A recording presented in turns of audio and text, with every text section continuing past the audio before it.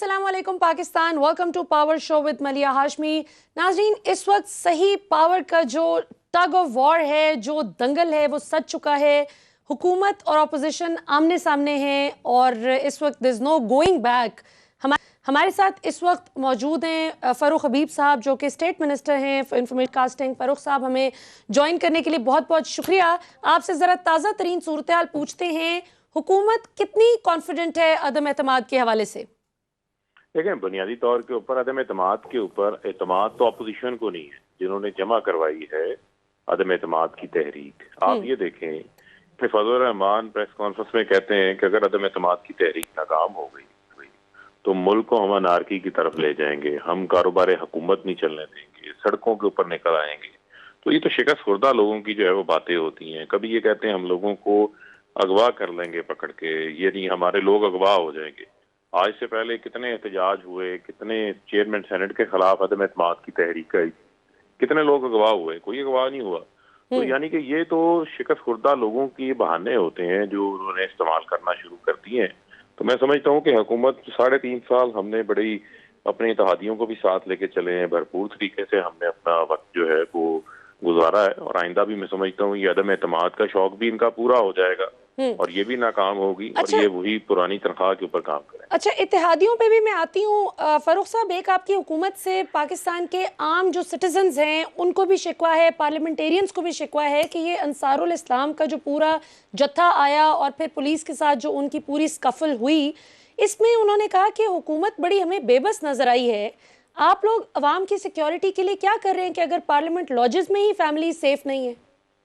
नहीं, देखें, ये तो मैं समझता हूँ कि एक गैर आईनी अमल है। आर्टिकल 256 के तहत कोई प्राइवेट मलेशिया नहीं बना सकते। इसके अलावा मैंने बारहा ये दोहराया है, इलेक्शन कमीशन बहुत सारे मामलात के ऊपर उन्होंने नोटिस भी लिए हैं, कार्रवाइयाँ भी की हैं। तो इलेक्शन एक्ट का जो शिक नंबर 200 है उसका क्लॉज 4D और E बड़ा वाज़ेह है कि आप किसी जो सियासी जमात है, जो कि JUI सियासी जमात के तौर पर रजिस्टर्ड है इलेक्शन कमीशन में, उनको वहाँ से इलेक्शन सिंबल भी मिला हुआ है, तो वो ना तो पैरामिलिट्री ट्रेनिंग दे सकते हैं, ना मिलिट्री ट्रेनिंग दे सकते हैं, ना ही कोई ऐसी प्राइवेट फोर्स बना सकते हैं जो उन्होंने बनाई हुई है। तो मैं समझता हूँ इलेक्शन कमीशन को भी इनके खिलाफ जो है वो कार्रवाई करनी चाहिए। हम तो 2019 में ही इसको कालादम करार दे चुके हैं और ये कालादम है, और किसी को भी लठ बरदार, डंडा बरदार प्राइवेट मलेशिया बनाने की जो है वो इजाजत नहीं है। यही वजह है कि उस दिन पार्लियामेंट के अंदर जो है वो एक खौफ का माहौल खत्म करने के लिए पुलिस को जो है वो कार्रवाई करनी पड़ी। बिल्कुल सही। अच्छा, इत्तेहादियों की क्या सिचुएशन है? कभी आपसे मिलते हैं, कभी आपके मुखालिफिन से मिलते हैं, कोई समझ नहीं आ रही किसके साथ हैं। आपको कोई समझ आई है? आपके इत्तेहादी आपके देखें, साथ बुनियादी तौर के ऊपर तो हर सियासी जमात मुलाकातों के हवाले से तो आज़ाद है, हर पॉलिटिकल पार्टी को पॉलिटिक्स का भी राइट है, हक है, लेकिन अल्टीमेटली मैटर क्या करता है? अल्टीमेटली एंड रिजल्ट मैटर करता है। और आपने देखा कि हमेशा जो है वो तहफ़्फ़ुज़ात भी होते हैं, वो तहफ़्फ़ुज़ात जो है वो दूर भी कर लिए जाते हैं। तो अब भी आप देखेंगे कि हमारे इत्तेहादी जिस तरीके से हमारे साथ खड़े रहे हैं, हम उनको बड़े अच्छे अंदाज से साथ लेके चलते रहे हैं। आइंदा भी जो है वो हुकूमत के साथ खड़े रहेंगे और प्राइम मिनिस्टर साहब अपने 5 साल पूरे करेंगे, बल्कि आइंदा 5 साल भी वज़ीर आज़म इमरान खान के। और आप देख रही हैं, आपने मंडी बहाउद्दीन देखा, आपने मेलसी देखा, आपने तेमरगरा देखा, आज आपने सेंट्रल पंजाब का एक और जिला हाफिजाबाद है। जिस तरीके से जो पब्लिक का एक रिस्पांस है, जिस तरीके से पब्लिक वजीर आजम साहब के साथ खड़ी हो गई है, और आइंदा भी आप देखेंगे जो डी चौक के अंदर जलसा प्लस होने जा रहा है, पाकिस्तान की तारीख का सबसे बड़ा जो है वो अवामी इज्तिमा होगा। आपको नजर आएगा कि आवाम की जो सपोर्ट है वो प्राइम मिनिस्टर साहब के साथ खड़ी है, और आवाम का एतमाद जो सबसे जरूरी होता है किसी भी सियासी जमात के लिए, वो वजीर आज़म इमरान खान के साथ। ये तो आप लोग अपना स्ट्रीट शो दिखाएंगे ना फ़ारूक साहब, लेकिन पार्लियामेंट में तो आपको नंबर्स चाहिए होंगे और अब बोलियां भी लग रही हैं। बैनुल-अक़वामी सतह पर जो साजिश भी बताई जा रही है उसके भी बहुत चर्चे हैं। तो क्या वजह है कि इमरान खान इतने कॉन्फिडेंट हैं? आप सब क्यों इतने कॉन्फिडेंट हैं? आपको कोई घबरा नहीं रहे? बुनियादी तौर के ऊपर बोलियां फैसला लग रही। क्या करना है? देखें, बुनियादी तौर के ऊपर फैसला क्या करना है? क्या हमें आज़ाद खारजा पॉलिसी चाहिए? क्या हमें जो है वो एक खुददार ममलिकत चाहिए? क्या हमें खुददार हुक्मरान जो है वो चाहिए? या हमें जो है वो ही बूट पॉलिश करने वाले जिनकी जायदादें लूट मार की बाहर पड़े हैं, जिनके मफादात सारे बाहर हैं, जो खुद दस्तखत करके 400 ड्रोन हमलों की इजाजत दे देते हैं, जिससे हजारों जो है वो जानों का नुकसान होता है, जिसमें बच्चे, बूढ़े, खवातीन सब शामिल थे? तो क्या वही अमल जारी रखना चाहिए। मेरा तो इसमें जवाब है नफी में है। मैं समझता हूँ कि पाकिस्तान को वजीर आज़म की शक्ल में एक आज़ाद खारजा पॉलिसी वाला, एक खुद मुख्तार, एक दलेर लीडर मिला है जो दुनिया के सामने आंखों में आंखें डाल के बात कर सकता है, चाहे इस्लामोफोबिया हो, चाहे नामूस रसालत का मामला हो, चाहे वो जो तरक्की पजीर ममालिक हैं उनकी दौलत जो बैरून ममालिक में पड़ी हुई है उस हवाले से बात हो। प्राइम मिनिस्टर साहब ने तो हर फोरम के ऊपर अपनी आवाज बुलंद की और इसको दुनिया ने भी कदर की निगाह से देखा। आप देखें कि रूसी सदर की जानिब से इस्लामोफोबिया के हवाले से बयान आ जाता है, यूएस के हाउस ऑफ रिप्रेजेंटेटिव में इस्लामोफोबिया के खिलाफ करारदाद वहां पास हो जाती है। तो मैं समझता हूँ कि दुनिया भी प्राइम मिनिस्टर साहब की जो कोशिशें हैं, जो वो आवाज बुलंद करते हैं, उसको संजीदा लेते हैं। और खासतौर के ऊपर कश्मीर के हवाले से जो उन्होंने मोदी को ललकारा, जो आरएसएस की उनकी लाइफ टाइम मेंबरशिप है, जो आरएसएस की इंतहा पसंदाना सोच है, उसको उन्होंने एक्सपोज किया। प्राइम मिनिस्टर साहब ना किसी मेमोगेट में शामिल हैं, ना किसी डॉन लीक्स में शामिल हैं, ना ही उन्होंने खटमंडू के अंदर किसी से छुप छुप के मुलाकातें की। जो नवाज शरीफ और आसिफ अली जरदारी की तारीख इस हवाले से बड़ी वाज़ेह है। तो मैं समझता हूँ कि ये कोई आसान काम नहीं है जब आप इन चीज़ों को मद्देनजर रखते हैं। हमने अपने मुल्क को भी आगे लेके जाना है, दुनिया में भी पाकिस्तान के मुकाम को आगे मजीद बढ़ाना है और पाकिस्तान की मैशियत को, पाकिस्तान की तरक्की के लिए भी एक आगे बेहतर अंदाज से बढ़ना है। बिल्कुल सही। फरूख हबीब साहब, आपसे एक आखिरी सवाल करना चाहूंगी। फजलुर रहमान साहब को शिकवा है कि आप लोग डीजल डीजल कहते हैं, फिर अवाम भी नारे लगाती है पीछे पीछे खान साहब के। शहबाज शरीफ साहब कहते हैं मुझे बूट पॉलिश क्यों कहते हैं। तो आप लोग भी तो थोड़ा सा लिहाज करें ना। देखें, बुनियादी तौर के ऊपर जब कोई बात किसी को कहता है तो उसके अंदर को हकीकत भी होती है, उसमें कोई रेफरेंस भी शामिल होता है। तो ये काम ना करें, अवाम इनको नहीं कहेगी। आप देखें कि हम कह रहे हैं यूरोपियन जो सफारतकार हैं कि आपने सफारती अदाब से हटके, जब आप वजारत खारजा आपको एंगेज किए हुए हैं तो आप सफारती अदाब में अनप्रेसिडेंटेड है दुनिया में। कोई किसी मुल्क में एम्बेसडर्स तैनात हों और वो इकट्ठे होकर प्रेस रिलीज जारी करें और एक मुल्क को डिक्टेट करें नहीं कि आपको ये नहीं ये करना चाहिए, तो ये तो सफारती अदाब से हटके है। तो प्राइम मिनिस्टर साहब ने तो बड़े एक मैं समझता हूँ मुअद्दबाना अंदाज के अंदर ये अर्ज किया कि आपका मेयार, हमने तो इमरान खान तो एंटी वॉर रहे हैं, चाहे वो इराक वॉर हो, अफगान वॉर हो, जहाँ पे ही जुल्म हुआ, वज़ीर आज़म साहब ने इवन यूक्रेन के हवाले से हमने रशिया के अंदर ये मौका अख्तियार किया कि मामला डायलॉग से डिप्लोमेटिकली सॉर्ट आउट होना चाहिए। हम किसी की जंग की फेवर में नहीं है, लेकिन दूसरी जानिब इस किस्म की बात आना और उसको फिर अंदरूने खाना, जब हमारे लोग खड़े होके कहें कि जनाब यूरोपियन को नाराज कर दिया, तो फिर इसको बूट पॉलिश नहीं कहेंगे तो इसको क्या कहेंगे। और जब आप खुद आपके इल्म में है कि जब मौलाना साहब, जो फजलुर रहमान साहब के हवाले से जब बात होती है तो हम तो नहीं कहते, लोग ही कहते हैं। हो सकता है किसी जमाने में जो है वो परमिट्स का मामला हो जिसको अवाम दोहराते हैं बार बार। तो मैं समझता हूँ कि वो काफी सारी चीजें हैं जो उनसे मुतल्लिक हैं, तो वो लोग फिर जब बात करते हैं तो वो बात फिर जो है वो लीडरशिप की भी जबान पे आ जाती है। ये तो मैं खैर इसकी ऐनी शाहिद हूँ कि आपकी जो अवाम आती है जलसों में, वो खुद पहले फजलुर रहमान साहब का नाम बाद में आता है, इस किस्म के नारे वो पहले शुरू कर देते हैं। लेकिन बहरहाल एक सियासत में बदमज़गी नाजरीन अब एक ऐसे लेवल पे आ चुकी है। और दिलचस्प बात ये जी जी बहुत शुक्रिया, थैंक यू जी, thank you very much Farooq Habib साहब हमें ज्वाइन करने के लिए। ना यहाँ पर एक बहुत ही इंपॉर्टेंट पॉइंट ये है, अब अपने मुअज़्ज़ज़ तज्ज़िया निगारों से भी पूछेंगे, अपने पैनलिस्ट से भी इस हवाले से। फजलुर रहमान साहब का ये शिकवा तो बजाय है कि उनको इस किस्म के नामों से ना पुकारा जाए, डीजल परमिट्स का अगर मामला माजी में था भी तो उनको डीजल ना कहा जाए। लेकिन दिलचस्प बात यह है कि ये नाम रखने वाले, उनको ये खिताब देने वाले ख्वाजा आसिफ साहब खुद हैं, नून लीग के अपने जो साबिक वजीर ख्वाजा आसिफ, जो आज उनके साथ खड़े हैं इमरान खान के खिलाफ। उन्होंने उनको लक़ब दिया था और उनके साथ वो शीरो शकर हैं। जबकि इमरान खान साहब से फजलुर रहमान साहब को शिकवा है। हमारे साथ मौजूद हैं आमिर ज़ियाद साहब, पाकिस्तान के मायनाज सहाफ़ी और तज्ज़िया निगार हैं। उनके साथ तशरीफ़ रखते हैं अतहर काज़मी साहब, अगैन पाकिस्तान के मायनाज सहाफ़ी और तज्ज़िया निगार। आमिर ज़ियाद साहब, आपसे गुफ्तगू का आगाज़ करती हूँ। आप इस सारी सूरत हाल को किधर जाते हुए देख रहे हैं? ये तो पॉइंट ऑफ नो रिटर्न पर सियासत पहुँच गई है, क्या होता हुआ देख रहे हैं? अच्छा मलिया, हमारे मुल्क में जब भी सियासत होती है वो इसी तरह होती है, उसमें इसी तरह की तलखियां होती हैं। आप 90s के डेकेड को अगर याद करें, और इसी तरह नून लीग के दरमियान यही तलखियां इसी तरह की खलीज हुआ करती थी, तो कोई नई बात नहीं है। लेकिन आज के तनाजुर में सवाल ये है कि क्या इमरान खान साहब जो हैं वो vote of no confidence survive करेंगे या नहीं करेंगे। मुझे ये लग रहा है कि इस वक्त तो पाकिस्तान की जितनी भी, वो एक लफ्ज इस्तेमाल करते हैं ना कि पुराने पाकिस्तान की जितनी भी कुव्वतें हैं, जो पॉलिटिकल एस्टेब्लिशमेंट जिसको मैं कहता हूँ, तमाम की तमाम इनके खिलाफ सफारा हो गई हैं। और हत्ता कि आप देखेंगे जो इतने बहुत सारे आदि हैं वो डामाडोल हैं, उनको भी इस बात का इंतजार है, के बारे में आप यकीन के साथ नहीं कर सकते कि जी आखिरी आखिरी 24 घंटे में फैसला होगा। जब वोट से पहले के आखिरी 24 घंटे में हमें पता चलेगा क्या होने जा रहा है। अभी से अगर हम ये कहें कि जी ये होगा, ये बात यकीनी है कि बहुत सारे इमरान खान यकीनन बहुत मकबूल सियासतदान में नजर आ रहा है कर रहे हैं, लेकिन साथ साथ ये भी है कि साजिशें हो रही हैं जिस बड़े पैमाने, उसके अंदर है कि आसान नहीं है कि इन्होंने अंजाम दे दिया, वर्ल्ड कप कब कब जीतने से बड़ा कारनामा होगा। सही। मैं आमिर जिया साहब, मैं अतर काज़मी साहब की तरफ जाती हूँ। आपको हम फोन लाइन पर लेते हैं क्योंकि थोड़ा सा स्काइप का इशू आ रहा है। अतर काज़मी साहब, आप किस तरह से सारी सिचुएशन को एनालाइज कर रहे हैं? इमरान खान साहब को आप अदम एतमाद को सर्वाइव करते हुए देख रहे हैं या नहीं? देखें, आज की तारीख में आपको पता है कि बहुत सारी खबरें आ रही हैं, बहुत सारे सहाफ़ी भी सुबह से तज्जिए पेश कर रहे हैं कि बस अभी हुकूमत गई, इत्तेहादी भी मिल गए, लेकिन आज की तारीख तक, इस वक्त तक अपोजिशन के नंबर पूरे नहीं हुए।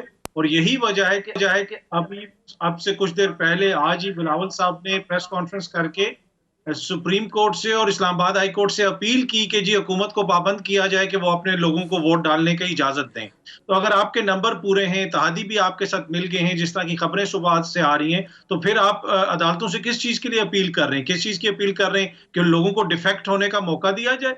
मसला ये है कि ये वो लोग हैं जो पहले ये क्रेडिट लेते रहे कि हमने 14वीं तरमीम के बाद और बाद में 18वीं तरमीम के अंदर ऐसी चीजें डाल दी हैं कि अब कोई भी हॉर्स ट्रेडिंग नहीं कर सकता, जमहूरी हुकूमत के खिलाफ कोई साजिश नहीं कर सकता, आर्टिकल 63A आ गया है। लेकिन यही लोग इस चीज के ऊपर बजिद हैं कि इस चीज को साबित किया जाए कि ये जो आर्टिकल 63A है, ये तो डेकोरेशन पीस है, इसका तो कोई फायदा ही नहीं। ये तो इसके होते हुए भी आप जिस मर्जी को वोट डालें, तो भाई फिर इसको आइन के अंदर डाला किस लिए गया था? खूबसूरती के लिए। तो ये मसला है कि वो अपोजिशन इस वक्त प्रेशर के अंदर है, और यकीनन हुकूमत के ऊपर भी प्रेशर होगा जब इस तरह का माहौल और जिस तरह के उनके इत्तेहादी बिहेव कर रहे हैं, खुल के बयानात भी नहीं दे रहे थे हुकूमत के हक में, तो और प्रेशर तो दोनों तरफ है। लेकिन इस वक्त तक हुकूमत की पोजीशन मुस्तहकम है अपोजिशन से। आज की तारीख में अपोजिशन के नंबर पूरे नहीं हुए। बिल्कुल सही। नाज़रीन, यहाँ पर वक्त तो एक शॉर्ट कमर्शियल ब्रेक का, ब्रेक से वापस हैं तो गुफ्तगू के सिलसिले को आगे बढ़ाते हैं। See you after short break. Welcome back नाज़रीन, बहुत ही इंटरेस्टिंग डिस्कशन चल रही है। ब्रेक से पहले हमारे साथ मौजूद थे state minister for information and broadcasting Farooq Habib साहब, जिनसे हम सवालात कर रहे थे अदम एतमाद के हवाले से। और इस वक्त हमारे साथ मौजूद हैं पाकिस्तान के मायानाज़ सहाफ़ी और तज्ज़िया निगार आमिर ज़िया साहब और अतर काज़मी साहब। आमिर ज़िया साहब, ब्रेक से पहले जिस तरह आपने भी सारी गुफ्तगू सुनी और हम बात कर भी रहे थे, बहुत ही ज़बरदस्त पॉइंट आउट की है चीज़ अतर काज़मी साहब ने कि अगर बिलावल साहब और दीगर अपोजिशन इतनी कॉन्फिडेंट हैं कि वो इस नंबर गेम में इमरान खान को उड़ा सकते हैं, तो वो फिर अब कोर्ट से क्यों इल्तिजा कर रहे हैं कि किसी पार्लियामेंटेरियन को वोट कास्ट करने से ना रोका जाए? वोट कास्ट करने से तो इमरान खान रोक रहे हैं ना अपने पार्लियामेंटेरियंस को। तो ये डिफेक्शन की तरफ लेके जाना चाह रहे हैं मुखालिफ। जाहिर है कि देखिए परेशानी जो है वो हिज़्ब इख्तिलाफ को भी बहुत है, क्योंकि अगर हिज़्ब इख्तिलाफ इस मरतबा नाकाम होती है तो फिर मतलब है कि बहुत सारों की जो सियासत है, जैसे नवाज शरीफ साहब और शरीफ खानदान की सियासत है, वो अपनी पार्टी को अगले इलेक्शन के लिए एकजा नहीं कर सकेंगे। 2023 में भी अगर उनको इक़्तिदार नहीं मिलता है या जो भी उनकी प्लानिंग है, तो उनको पार्टी को मुत्तहद रखना जो है बड़ा मुश्किल होगा। यही हाल पीपल्स पार्टी का होगा कि जनाब उनका सिर्फ सिंध तक असर रसूख है। अगर आप देखिए इलेक्ट्रल असर रसूख है, तो इनको बहुत बड़े सदमे का शिकार होना पड़ेगा। जब भी मैंने शुरू में अर्ज किया था कि पाकिस्तान में आप ये देखें कि जितनी पुरानी सियासी कुव्वतें हैं कि जो हमेशा से मतलब सियासत पे छाई रही है, पाकिस्तान की खानदानी सियासत करती है, मरूसी सियासत करती हैं, वो तमाम की तमाम मुत्तहिद हो गई हैं। और वो तमाम रिवायती कुव्वतें जो इमरान खान साहब के साथ है, उनको भी चाहती है कि वो जो रिवायती कुव्वतें उनके साथ मिल जाए, चाहे वो क्यू हो चाहे MQM हो। तो इस वक्त जो असल लड़ाई है वो ये है कि इमरान खान एक तरह की डिविएशन है पाकिस्तान की सियासत में, जिसको जो पुराने सियासतदान है वो किसी भी तौर पर कबूल करने के लिए तैयार नहीं। तो एक तो ये बहुत बड़ी लड़ाई। इसी की लड़ाई में आप देखिएगा जो मीडिया एस्टेब्लिशमेंट है वो भी उन्हीं रिवायती सियासतदानों के साथ जुड़ा हुआ है।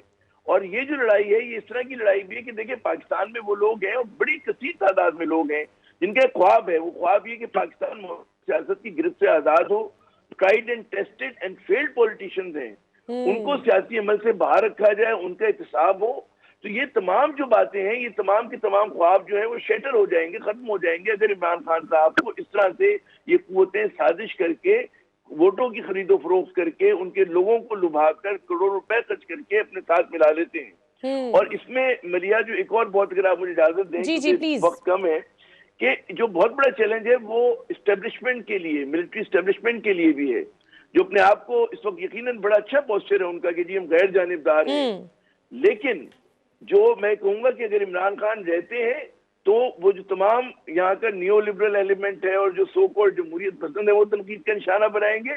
और खुदा ना खास्ते इमरान खान अगर चले जाते हैं तो वो तमाम लोग जो कि जो पीटीआई के लोग हैं और जो फौज के एक तरह से कहते हैं कि हिमायती रहे हैं, उसके हक में बात करते रहे, वो तनकीद कर रहे होंगे। क्योंकि बात ये है कि सबको ये पता है कि जनाब मतलब है पाकिस्तान जैसे तरक्की पजीर ममालिक में फौज न्यूट्रल भी हो, फौज का सियासत में लेना देना भी ना हो, तो वो पाकिस्तान में जैसे मुल्कों में लास्ट रिजॉर्ट होती है कि जब आपके चाहे वो नजरियाती सरहदें हों, चाहे वो जुग्राफियाई सरहदें हों, या किसी तरह की साजिश हो रही हो बैनुल अक़वामी जिसका इशारा दिया जा रहा है, जिसकी वजूहात भी हैं, तब भी लोग देखते हैं कि जनाब हमारा जो है GHQ क्या कर रहा है। और अगर वो GHQ ऐसे मसले के ऊपर जो है वो उन्हीं फोर्सेस के खिलाफ, मतलब है कि जो हमेशा से जिनको हम समझते हैं जो तनकीद की जद में रही हैं, जिनके किरदार पे शुबा है, जिनके ऊपर करप्शन के इल्जाम हैं, जिनकी भारत नवाजी जो है मुस्तनद है, नजर आती है, और जिन्होंने बैनुल-अक़वामी साजिशों के साथ मिलकर, लोगों के साथ मिलकर साजिशें की इस मुल्क के खिलाफ, तो फिर यकीनन एक बहुत बड़ा सवालिया निशान खड़ा हो जाएगा।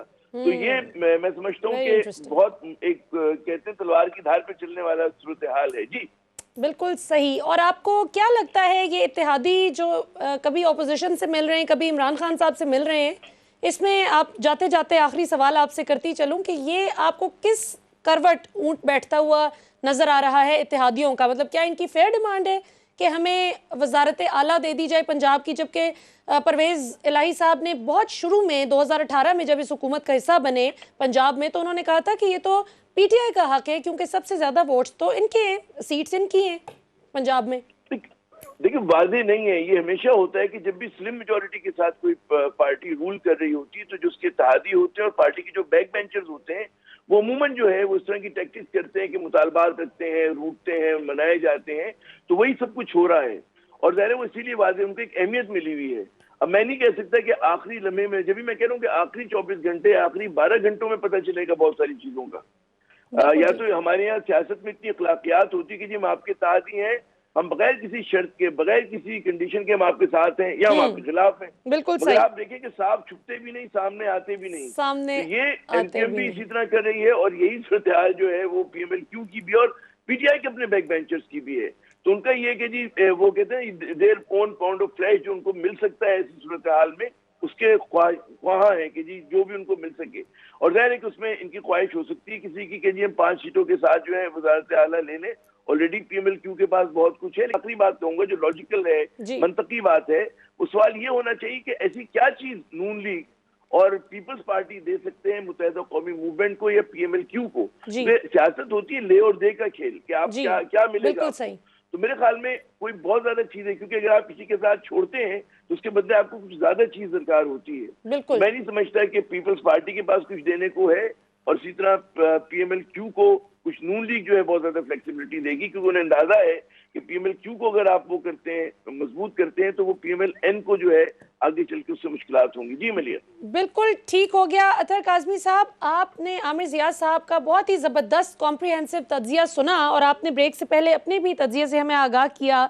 ये बहुत ही इंटरेस्टिंग सवाल है कि आखिर काफ लीग को, MQM को, GDA को, नून लीग, पीपल्स पार्टी और फजलुर रहमान साहब, जिनकी प्रैक्टिकली स्पीकिंग अपनी भी सीट अभी तक पार्लियामान में, अपनी जमात की तो बहुत है लेकिन अपनी कोई मौजूद नहीं है, वो ऐसा क्या दे सकते हैं जो मौजूदा हुकूमत ने उनको नहीं दिया? देखिए, उस तरफ आने से पहले इस वक्त आपको जो चौधरी बरादरान दौड़ते भागते नजर आते हैं, मुख्तलिफ मीटिंग्स वगैरह कर रहे हैं, वो हुकूमत को बचाने या हुकूमत को गिराने से बात आगे निकल चुकी है। इस वक्त वो अपनी सियासत और अपनी साख को बचाने की कोशिश कर रहे हैं, इसलिए कि चौधरियों के हवाले से एक इमेज है ऐसा कि वो जिसके दोस्त हैं उसके दोस्त हैं, जिसके दुश्मन हैं उसके दुश्मन हैं, और बड़े वफादार लोग हैं। लेकिन हालिया अरसे में हमने देखा कि वो ना हुकूमत के साथ खड़े हुए ना अपोजिशन के साथ खड़े हुए। बजाते खुद चौधरी बरादरान ने इस किस्म की बात नहीं की। मोनिस अलाई साहब ने बड़ी अच्छा बयान दिया, उन्होंने प्राइम मिनिस्टर साहब के सामने कहा कि हम आपके साथ हैं और हमारा जिससे ताल्लुक बनता है हम उसको निभाते हैं। लेकिन उन्हीं के जमात के जो वज़रा हैं, एक वजीर वो रोज टीवी पे आके इस किस्म की बातें करते कि एक तरह से वो प्राइम मिनिस्टर की तौहीन करते। वो मजे भी ले रहे हैं, 3 साल से वजारत के वो वैक्सीन भी पहले लगवाते हैं, उसके साथ साथ हर किस्म की उनको सहूलतें भी मिली हुई हैं। लेकिन वो जब उनसे पूछो तो वो कहते हैं हमें नहीं पता कि जी हम हुकूमत के साथ हैं, पहले हमें फोन आता था, इस दफा हमें फोन नहीं आया। तो बार बार वो वजीर आजम साहब को, जिसे आप कह सकते हैं, और हुकूमत को एक तरह से जिस तरह कह सकते हैं कि उनको ऊपर तंज कर रहे हैं या फिर उनकी तौहीन करने की कोशिश कर रहे हैं। इस सारे चक्कर में तासुर ये बना कि जो चौधरियों की अपनी साख है वो इतनी खराब हुई कि शेख रशीद साहब जैसे जो आदमी है वो बेशक जितनी मर्जी वजातें देते रहे, जितना मर्जी कहते रहे कि मैंने उनके हवाले से नहीं कहा, शेख साहब जैसा बंदा भी मजबूर हो गया कि ये तो वो चौधरी नहीं है जिनकी वजादारी मशहूर है, जिनके इनके लोग टीवी पे आकर के किस किस्म की बातें कर रहे हैं और किस रूड तरीके से बातें कर रहे हैं। फिर उन्होंने कहा कि 5-5 सीटों वाले ब्लैकमेल कर रहे हैं। तो इस वक्त हुकूमत से ज्यादा चौधरियों को फिक्र लग चुकी है कि अपनी साख को बचाया जाए, अपनी सियासत को बचाया जाए। हुकूमतें तो आती जाती रहती हैं, लेकिन चौधरियों को जितना नुकसान पहुंचा है सारे एपिसोड से, और किसकी वजह से, उनके अपने लोगों की वजह से जिनको बार बार टीवी पे आके बयान देने का शौक है। अच्छा, अब दूसरी जी प्लीज आप पहले कंप्लीट कर लें, फिर मैं ये चौधरियों के हवाले से एक बहुत ही इंपॉर्टेंट सवाल इन स्पेसिफिक वजीर साहब के हवाले से है, वो मैं आपसे पूछूंगी, लेकिन I let you finish first. जी, दूसरा बात ये है कि अभी जो चौधरी बरादरान हैं वो उनको ऑपोजिशन क्या दे सकती है। ये उसी तरह है कि अगर नून लीग मुतालबा कर दे पीपल्स पार्टी से कि सिंध के अंदर वजारत आला आप एमक्यूएम को दे दें, एमक्यूएम हमारे साथ मिल जाएगी, इसलिए कि एमक्यूएम के भी तो उधर लोग इतने ही हैं, तो क्या पीपल्स पार्टी माने कि उनके लिए मुश्किल होगा। इसी तरह अगर चौधरियों को पंजाब के अंदर वजारत आला दी जाए तो मेरे ख्याल में नून लीग के लिए उसमें मुश्किलात हो सकती हैं, तो इस वजह से उनके रिजर्वेशंस होंगी। तो मुझे नहीं लगता कि करंट जो सिस्टम है उससे बेहतर कोई उनको पॉलिटिकली कोई ज्यादा फायदा हो सकता है, और यही वजह है कि अभी तक उन्होंने कोई खुल के बयान नहीं लिया, इसलिए कि वो भी देख रहे हैं कि किधर से शायद कोई इशारा आ जाए, शायद कहीं से कोई और हमें कह दे। किसी ने कुछ नहीं कहा तो हर कोई कंफ्यूजन का शिकार है, ऑपोजिशन की तरह चौधरी और दीगर इत्तेहादी भी। बिल्कुल सही। अच्छा, ये जो आप एक वजीर साहब की बात करें नाजरीन, मैं जरा सस्पेंस तोड़ दूं, ये वफाकी वजीर हैं, हाउसिंग के हवाले से काम देखते रहे हैं और 3.5 साल से खुशबाश इस हुकूमत का हिस्सा रहे हैं। लेकिन ये बात ज़रूर है कि जब जब भी पंजाब में थोड़ी सी ऊंच नीच होने की सूरत हाल नज़र आई, जब जब देखा कि कोई लेन देन का मौका आ रहा है, वहाँ वहाँ तारिक बशीर चीमा साहब फ़ौरन अपनी उनकी टोन काफ़ी सख्त हो जाती थी। और अभी आजकल भी हम देखते हैं कि मोनिस इलाई कुछ बात करते हैं, परवेज़ इलाई साहब कुछ बात करते हैं, जिनकी काफ लीग है और ये सिर्फ उनका एक रुकन है, उनके मेंबर हैं, सीनियर मेंबर ही सही, लेकिन ये बिल्कुल उनसे मुतज़ाद बात करते हैं। अतर काज़मी साहब, नून लीग के एक सीनियर रहनुमा ने बहुत कॉन्फिडेंस के साथ ये दावा किया है कि अगर पाकिस्तान तहरीक इंसाफ की हुकूमत के साथ इल्हाक और इत्तेहाद ख़त्म न किया काफ लीग ने पंजाब में ख़ास तौर पर, तो तारिक बशीर चीमा साहब नून लीग ज्वाइन कर सकते हैं। इस बात की क्या आपको तुक समझ आ रही है इस वक्त? देखें, वो नून लीग ज्वाइन करें या ना करें, लेकिन वो वजारत से इस्तीफा नहीं देंगे, इसलिए कि वो अगर इतने हैं तो पहले अपनी वजारत से इस्तीफा तो दें। रोज आके वो इस तरह के बयानात देते हैं और बड़ी सख्त बात करते हैं, और चौधरियों का ये मिजाज नहीं है। इसी वजह से सियासत के अंदर उन्होंने इतना सरवाइव किया और सियासत के अंदर लोग उनको पसंद भी इसी वजह से करते हैं। लेकिन अब आपने वजीर मौसूफ का नाम ले लिया है, जिस किस्म से वो बातें कर रहे हैं और वजीर आजम को एम्बेरस करने की कोशिश कर रहे हैं, अब उनका हक है वो करें, सियासी जमातें एक दूसरे को करती हैं। यहाँ पे सिर्फ इतना है कि जो आप इत्तेहादी भी हैं, आप वजारतों के मजे भी लूटें। जब वैक्सीन पूरे मुल्क में आए और कोरोना फैले तो आप अपने घर बुला के सबसे पहले जो है अपने खानदान वालों को वैक्सीन लगा लें। क्यों लगा लें? इसलिए कि आप वजीर हैं, लेकिन उसके साथ साथ फिर आप इखलाकियात के भाषण भी झाड़ें। तो इसके ऊपर एक तरह से बड़ा रद्द-ए-अमल आपको नजर आ रहा है, हुकूमती जमात के अंदर भी रद्द-ए-अमल नजर आ रहा है, और उसी रद्द-ए-अमल के नतीजे में फिर जो चौधरी बुरादरान है उनके लिए एम्बेरसमेंट पैदा हुई, और शेख रशीद साहब जैसे जो उनके वालिद की इतनी इज्जत करते हैं और आज फिर उन्होंने बयान दिया, उनको ये बयान देना पड़ा कि पंजाब के अंदर 5-5 सीटों वाले हमें ब्लैकमेल कर रहे हैं। तो मेरे ख्याल में चौधरियों को खुद देखना चाहिए कि ये हमारे वजीर हैं, हमारे दोस्त हैं, क्या वजह है कि ये इस किस्म की जुबान इस्तेमाल कर रहे हैं। आप आराम से भी बात कर सकते हैं। यही बात MQM ने 15 दफा कही है कि हो सकता है कि हम उनके साथ हों या हम अपना देखेंगे, लेकिन जिस तरीके से चीमा साहब जो हैं वो आके एम्बैरस करते हैं हुकूमत को और दीगर लोगों को, और अपनी इदारों जमात को भी, अपनी जमात को और चौधरियों को जिस तरीके से उन्होंने एम्बैरस किया है, मेरे ख्याल में वो उससे चौधरियों की सियासत को बहुत ज्यादा नुकसान पहुंचा है। मुझे तो लगता है शायद को इनके हल्के में भी सीट एडजस्टमेंट की बातचीत को शुरू हो गई होगी, जिस वजह से इनका काफी तेवर कुछ बदले हैं। एन मुमकिन है जी। देखिए, सियासत में होता है, मुख्तलिफ ऊंच नीच होती है, लेकिन जिस जमात के साथ आप होते हैं उसके साथ आपको चलना पड़ता है। आप हुकूमत के हिस्सा है ना बेसिकली। तो बात तो ये है ना कि क्या आप अपनी हुकूमत के खिलाफ वोट देंगे या नहीं देंगे। सवाल तो इनसे ये होना चाहिए। बिल्कुल सही। आप वफाकी वजीर हैं, आपके पास पंजाब की स्पीकरशिप है, तो आप तो हुकूमत का हिस्सा है, तो आप अपनी हुकूमत के खिलाफ जाएंगे या नहीं जाएंगे। लेकिन वो बात आके इस तरह करते हैं कि जैसे वो कोई जो है इसमें मुखालिफ के सबसे बड़े लीडर हैं। तो इस वजह से जो है फिर हुकूमती रद्द-ए-अमल जो आया वो शेख रशीद साहब की तरफ से आया, उसके ऊपर अब मोहन सलाई साहब ने भी जवाब दिया है। तो मेरे ख्याल में ये सूरत-ए-हाल कभी भी इस तरह ना होती अगर तारिक बशीर चीमा साहब इसकी जानिब से इस किस्म के बयानात ना। बिल्कुल ठीक हो गया। नाज़रीन, यहाँ पर वक्त तो एक शॉर्ट कमर्शियल ब्रेक से वापस आएंगे तो जरा अलीम खान साहब के हवाले से भी बात करेंगे। जहांगीर तरीन साहब के साथ जो उनके ग्रुप में कुछ डिस्ग्रंटल्ड PTI MPs हमने कुछ अर्सा पहले भी देखा कि उन्होंने सर उठाया।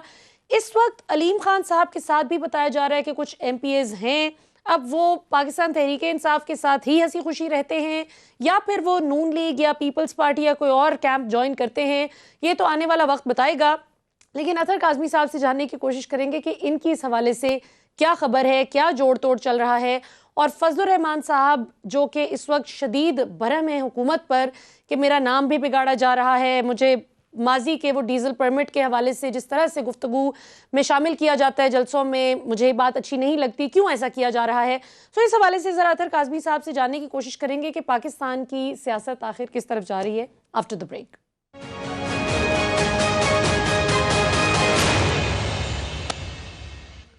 वेलकम बैक नाज़रीन। बहुत ही इंटरेस्टिंग डिस्कशन चल रही है। तहरीक अदम एतमाद जो कि अपोजिशन की जानिब से जमा करवा दी गई है, अब देखते हैं कि इजलास कब बुलाया जाता है और कब ये फैसला होता है कि इमरान खान साहब मजीद पाकिस्तान के वज़ीर आज़म के तौर पर रहकर अपनी आइनी मुद्दत पूरी कर पाएंगे या नहीं। अतर काज़मी साहब, 2-3 बहुत ही इंटरेस्टिंग सवाल आते हैं जो मैं आखिरी सेगमेंट के लिए मैंने बचा रखे थे कि आपसे ज़रा डिटेल में इस पर डिस्कशन की जाए।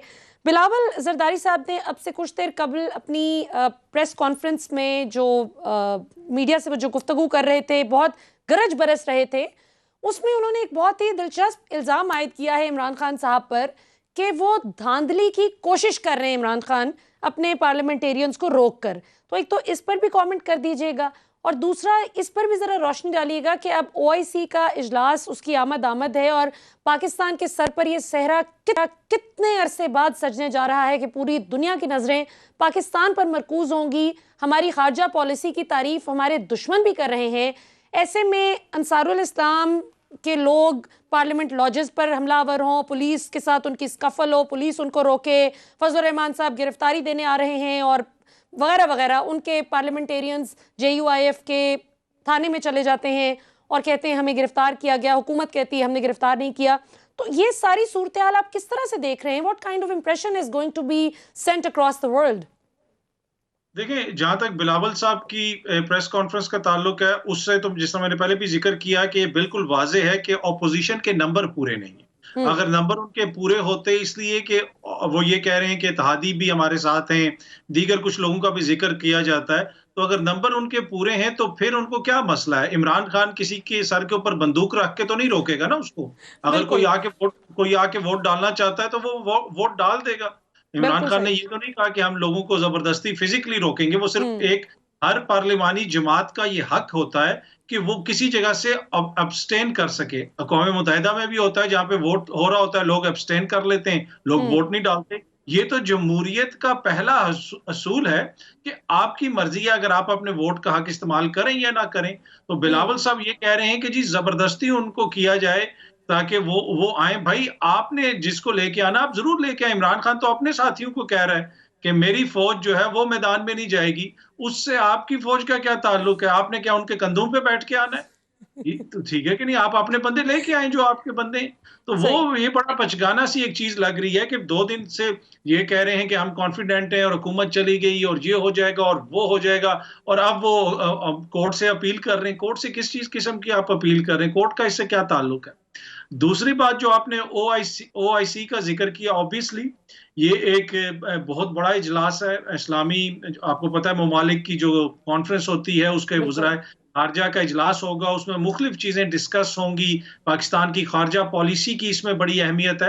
और उसके साथ साथ 23 मार्च की आपकी परेड भी है। आपने देखा कि हाल ही के अंदर हमारे एयरफोर्स के अंदर एक नया स्क्वाड्रन शामिल हुआ, जो एक बहुत बड़ी स्ट्रेटेजिक आपकी चेंज है, आपकी डायरेक्शन की तब्दीली हुई कि 40 साल के बाद आपके मुल्क में एक ऐसा स्क्वाड्रन शामिल किया गया एयरफोर्स के अंदर जो अब आपने चाइना से लिया है। अब आप अमेरिका के ऊपर आपका इन्हिसार नहीं है अपने नहीं दिफा रहा। के लिए, चीजें बदल रही हैं। तो बिल्कुल। इस सारी चीजों के तनाजुर में आप देखें, फिर इमरान खान साहब का रूस का जो दौरा हुआ वो भी एक बहुत अहमियत का हामिल है। तो इस सारे तनाजुर में अगर इस्लामाबाद कैपिटल के अंदर आप इस किस्म की सूरत पैदा कर देंगे कि जिससे ये तासुर मिले कि इस्लामाबाद का जो पार्लियामेंट लॉजेस है जहाँ पे मोअज़्ज़िज़ अराकीन रहते हैं, उसकी सिक्योरिटी भी रियासत खुद नहीं संभाल सकती। उसकी सिक्योरिटी संभालने के लिए पीली वर्दियां पहने हुए, आप पता नहीं सहाफी थे ये या कौन लोग थे, वो पहुंच गए वहां पे और जाके उन्होंने जाके उस संभाल ली। और फिर उसको हमारे सहाफी दोस्तों ने खुद रिपोर्ट किया, मीडिया ने रिपोर्ट किया कि ये देखें जी यहाँ पे ये लोग आ गए, हुकूमत कुछ नहीं कर रही। जब हुकूमत ने एक्शन लिया तो उसके ऊपर फिर वो नया शुरू हो गया कि जी एक्शन क्यों लिया गया, ऐसी कोई बात नहीं। मेरे ख्याल में कोई भी ये हरकत करता है, चाहे पीटीआई करती कि जी वो अपने कई लोगों को लेके आ जाए वहां पे, प्राइवेट मिलिशिया। नून लीग करे या पीपल्स पार्टी करे, मेरे ख्याल में इससे कोई अच्छा तासुर नहीं जाता रियासत का। और खुसूसन अगर कैपिटल के अंदर कोई ऐसी बात हो तो मेरे ख्याल में ये रवैये मुनासिब नहीं है। बिल्कुल सही। और माजी में तो हमने ये भी देखा, जब 2019 का धरना था फजल रहमान साहब का, तो उसमें तो कुछ सहाफ़ी हजरात इतने पुरजोश थे कि अंसारुल इस्लाम का यूनिफॉर्म पहनकर भी बाकायदा पुरजोश तकरीरें होती रहीं। इसमें अतर काज़मी साहब, आखिर में अब हमारे पास वक्त मुख्तसर है, थोड़ा सा इस पर भी आप रोशनी डालिएगा कि पिछले सेगमेंट में जिस तरह आमिर ज़िया साहब बात कर रहे थे कि हमारा मीडिया इस्टेब्लिशमेंट, ओवरऑल जो हमारा पॉलिटिकल सर्कल है, हमारी सहाफ़त है, सियासत है, ये सब एक पुराने पैटर्न के आदी हो चुके थे और अब एक नए दौर में पाकिस्तान दाखिल हो चुका है, जहां पर हम एक बड़ी नई चीज़ देख रहे हैं कि डू मोर पर सर झुका कर चलने की बजाय पूरा पाकिस्तान मुत्तहिद होकर इमरान खान ने जो एब्सोल्युटली नॉट का जवाब दिया, उस पर हर मुहिब्बे वतन पाकिस्तानी का दिल खुश है। भले वो इमरान खान से सियासी तौर पर इत्तफाक करे, इख्तलाफ करे, उन्हें पसंद करे या ना पसंद करे, पाकिस्तान की इज्जत रिवाइव हुई है। इस हवाले से आप क्या कहेंगे कि हमारा निज़ाम किस हद तक तैयार है अब इस नए फेज में दाखिल होने के लिए, जो सियासत, सहाफत और सब कुछ? देखिए, इमरान खान साहब की हुकूमत के अंदर बहुत सारी खामियां हो सकती हैं, गवर्नेंस के मसाइल हो सकते हैं, लेकिन हालिया दिनों में जो उन्होंने पॉलिटिकल रैलीज की हैं, उससे वो बयानियां कि ये हुकूमत अवाम के अंदर मकबूल नहीं रही। हो सकता है कि मीडिया के कुछ सेक्शन के अंदर, पॉलिटिकल कुछ पार्टीज के अंदर ये हुकूमत जो है एक तरह से मकबूल नहीं रही, लेकिन अवाम के अंदर उनकी मकबूलियत वो आपने देख ली कि कितने बड़े बड़े जलसे हुए। और ये वो जलसे नहीं है जो सरकारी सतह पे हमें सिंध के अंदर नजर आते हैं कि वो बेचारे लोगों को लाया हुआ है, बैठाया हुआ है, उनसे साफी पूछ रहे हैं आप इधर क्यों आए हुए हैं, तो वो कह रहे हैं कि पता नहीं हम इधर किस चीज के लिए आए। ये उस किस्म के जलसे नहीं, आपको रिस्पॉन्स नजर आता है कि खान साहब वहां पे जाते हैं, वो खड़े होते हैं, वो किसी लीडर का नाम लें या ना लें, नीचे से अवाम उस किस्म के नारे लगाने शुरू कर देती है। तो ये जो तासुर बनाने की कोशिश की जा रही थी कि हुकूमत अवाम में नाकाम होगी, मुझे लगता है कि उससे इन हालिया ये जो सारी मुहिम चला रहे हैं खान साहब, उससे ये तासुर जाहिल हुआ है। और इसकी एक वजह है, वो अपने लोगों को भी ये मैसेज दे रहे हैं कि जो लोग तुम्हें डराने की कोशिश कर रहे हैं कि तुम इलेक्शन हार जाओगे, हल्के में जाओगे तो अवाम तुम्हारे खिलाफ हो जाएगी, ऐसी कोई बात नहीं, ये देखो अवाम किधर है। अच्छा, दूसरी बात यह है कि अब जहां तक चीजों का आगे बढ़ना और हमारी सियासत और सहाफत, मसला यह है कि सियासत हो या हमारी सहाफत हो, वो 90s में फंसी हुई है। अभी तक ये वही कॉन्स्पिरेसी थीरीज बनाते हैं कि ये हो जाएगा, वो हो जाएगा, वहां से इशारा आ जाएगा। चीजें बहुत आगे बढ़ गई हैं। अब ये दो कालमी खबर या कोई पॉम्फलेट छाप के सियासत या सहाफत नहीं हो सकती। अब तो चीजें आगे निकल गई हैं, ट्विटर से भी आगे निकल गई हैं, चीजें टिकटॉक तक पहुंच गई हैं। हमारी सहाफत, सियासत, सब कुछ जो है ना, अब टिकटॉक तक भी पहुंच गई है। टिकटॉक तक मैं क्यों कह रहा हूं? इसलिए कि नौजवान नस्ल जो है आपको बहुत मुतहरिक नजर आती है इसके अंदर। कोई भी छोटी सी चीज हो, कोई मसला हो, कोई सियासी पैगाम हो, आपको मैसेजेस एक्सचेंज होते हुए नजर आते हैं। माजी में कब कभी नौजवानों ने उसके अंदर दिलचस्पी ली? तो अब हमारी सियासत और सहाफत बदल चुकी है, और यही वजह है कि जो रवायती सियासत कर रहे हैं या फिर जो रवायती सियासत को कवर करते करते रवायती सहाफत कर रहे हैं, वो दोनों के अंदाजे और चीजें गलत हो रही हैं। एक की सियासत गलत साबित हो रही है, दूसरे की सहाफत और खबरें झूठी साबित हो रही हैं। तो ये वजह है कि वो कैच अप नहीं कर पा रहे दौरे हाजिर के तकाजों से। बिल्कुल ठीक हो गया। अतर काज़मी साहब, आपका तज्जिया हमने सुना, बहुत ही मुफस्सिल तज्जिया था। नाज़रीन, आपने आज का प्रोग्राम, काज़मी साहब हमें ज्वाइन करने के लिए बहुत बहुत शुक्रिया। अब खेल बिल्कुल आखिरी मरहले में दाखिल हो चुका है। अगले 48 घंटे इंतहाई डिसाइसिव होंगे कि उसमें पता चलेगा कि बीएपी किस तरफ है, एमक्यूएम किस तरफ है, काफ लीग किस तरफ है, जीडीए किस तरफ है, और ये तमाम हुकूमत की इत्तेहादी जमातों के मैं नाम ले रही हूँ। अभी अपोजिशन की सारी जमातें दूसरी तरफ हैं। इमरान खान साहब ने ये जो 25 साल की हमने उनकी स्ट्रगल देखी करप्शन के ख़िलाफ़, जो उन्होंने एक अलम बुलंद किया, उसमें यकीनन उन्होंने बहुत एफर्ट की, और इसमें तो उनके मुखालिफिन हों या उनके चाहने वाले हों, सब इस बात को एडमिट करते हैं कि वो खुद ईमानदार हैं, ऑनेस्ट हैं, फाइनेंशियली क्लीन हैं। लेकिन मसला वहाँ पर आता है जहाँ पर टीम में गड़बड़ हो। अब यहाँ पर जो एक बहुत गौर तलब नुक्ता है वो ये कि इनकी इत्तेहादी जमातों में भी जो वुज़रा हैं जिन्होंने अच्छी पोजीशंस ले रखी हैं इस मौजूदा सेटअप में, अगर वो इतने ही नाला हैं तो ये कितना ही अच्छा हो। अतर काज़मी साहब ने दुरुस्त फरमाया कि वो इस्तीफ़ा दे दें अपनी पोजीशन से और उसके बाद कहें कि जी हम अब इस सेटअप को पसंद नहीं करते। सो हर कोई बहुत केयरफुली, टैक्टफुली चल रहा है। कोई भी शख्स कोई ऐसा गोल नहीं करना चाहता कि जो ओन गोल साबित हो जाए और उनको ज़ाती तौर पर, उनकी अपनी पार्टी की सतह पर कोई नुकसान पहुंचे। हर कोई अपनी अपनी सियासत चमका रहा है। लेकिन एक बात तो तय है नाज़रीन, जाने से पहले इतना ज़रूर कहना चाहूँगी, एक बात तो तय है कि इस वक्त जब पाकिस्तान आगे बढ़ रहा है खारजी सतह पर, जो महंगाई के इश्यूज़ हैं, जो मिस गवर्नेंस है, जो बुज़दार साहब का मिस एडवेंचर है, जो महमूद खान का मिस एडवेंचर है, उस सब पे तो हम बात करते हैं और खूब तनकीद भी करते हैं हुकूमत पर।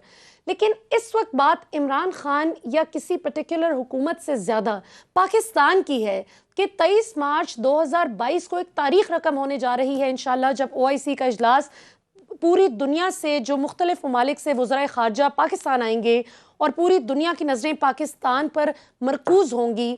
ऐसे में अगर खुदा न खास्ता पाकिस्तान किसी क्योस का शिकार हुआ, पाकिस्तान में पॉलिटिकल इंस्टेबिलिटी हुई, तो इसमें सिर्फ स्टॉक मार्केट या आपके पोटेंशियल इन्वेस्टर्स का दिल खट्टा नहीं पड़ेगा। वो सिर्फ फाइनेंशियल नुकसान नहीं होगा, बल्कि जो 3.5 साल में पाकिस्तान ने फॉरेन अफेयर्स फ्रंट पर, खारजी सतह पर जो कामयाबियाँ समेटी हैं सफारतकारी के एतबार से, उसमें पाकिस्तान का नाकाबिले तलाफ़ी नुकसान भी हो सकता है।